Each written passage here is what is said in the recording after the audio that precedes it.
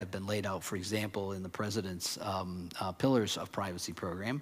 The drift, in all likelihood, is that the U.S. will at some point not look terribly different from the way in which the EU sees the world. I don't really have a sense of how it looks in other parts of the world, in Asia and emerging markets. I don't know where anybody here on the team has an appointment. In the U.S., it also goes down to the state level for issues like video. You may remember Monica Lewinsky and that stuff that happened with Bill Clinton. Each state has a different privacy law when it comes to recording phone conversations or video, surreptitious video. So even taking video in different stores or different places is governed by a state law, not a federal. That's where the FTC comes in. It becomes a little complex. Who do you talk to? Ultimately, the media is going to play a big role in reaching to a lot of these legislators. They're going to follow the body of whatever is current at the moment.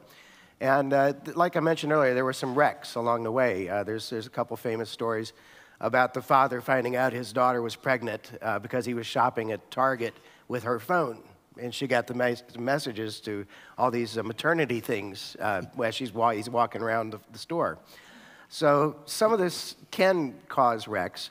And if it gets to the media without an opposing voice, or a clear voice at least, then that's, I think, part of what we're trying to do here is communicate that we actually do have some standards, that we do have guidelines, and that we are mindful of protecting consumers.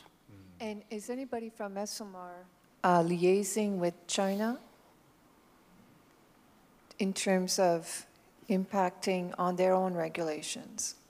Adam? Just to bring you up to date, Esomar has a legal committee which has the legal or compliance officers of the 6 largest marketing research corporations in the world that meets about 3 or 4 times a year. We're trying to coordinate activity in this space. So as Reg says, the key areas of focus are Europe and the US, because Europe has a regulation that's coming in.